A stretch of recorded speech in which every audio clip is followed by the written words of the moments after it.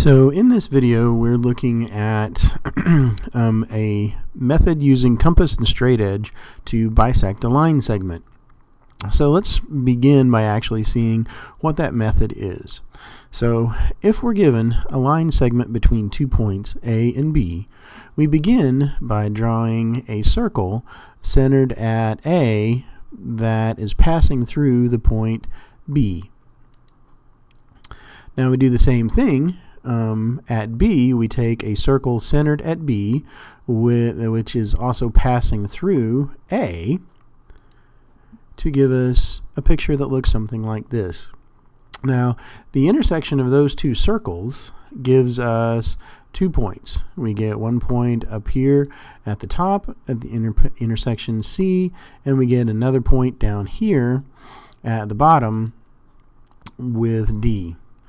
So what we do now is to actually draw the line passing through C and D. So when we do that, we get a picture that looks like this.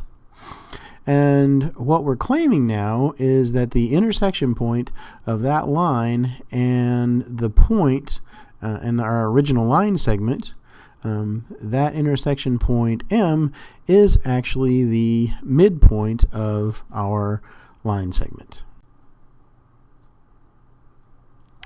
Alright, so now on to the actual proof. Well, based on the picture that we've got, one thing that we actually see, if we notice the line segments between A and C, B and C, A and D, and B and D, that all of those line segments are going to be congruent. Now, the reason for that is because we use the same radius for each circle.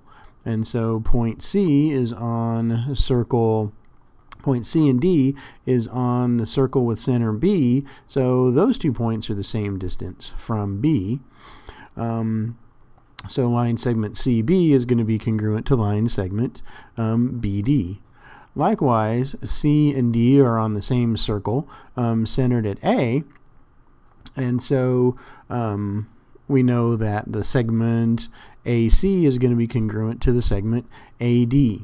Now, because we use the same radius for each circle, that tells us that the segment AC is going to be the same radius as the segment BC. So all 4 of those sides are going to be congruent.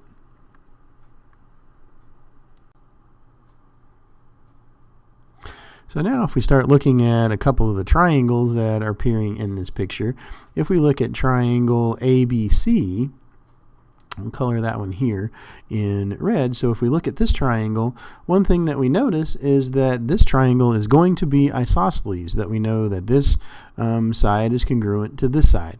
And so by our Isosceles triangle theorem, we know something about those 2 angles. And what we know about those 2 angles is that they are also congruent. Now, kind of by that same token, we can flip it over and kind of look at the other triangle that we have down there. And if we look at the triangle ABD, well, again, it's going to be isosceles as well. And so one more time, by the isosceles triangle theorem, we know that the angle at A is going to be congruent to the angle at B.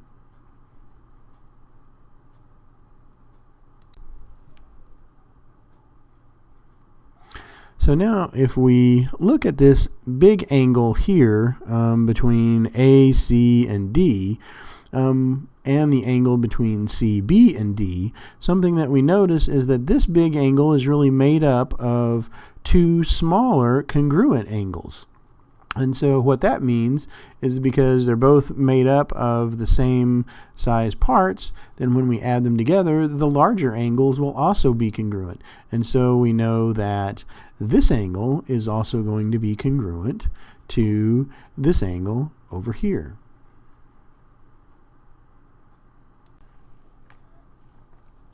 So now we're able to look at a couple slightly larger triangles. So now let's look at triangle ACD and triangle CBD. So if we kind of focus in on those, we don't need the first two triangles anymore, and we don't need those smaller angles.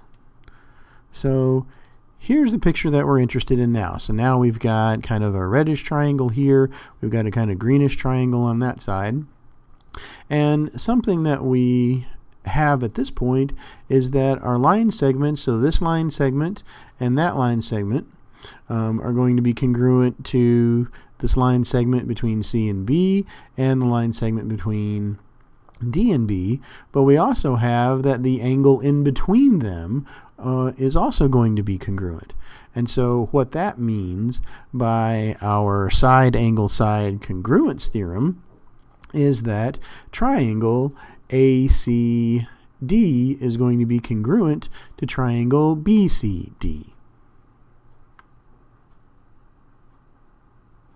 So because those two triangles are going to be congruent, that tells us that the angles here between ACM and BCM will also be congruent. So if we look at this angle and this angle, we know that those two are going to be congruent because those two triangles are exactly the same. So they are, for all intents and purposes, they're the same.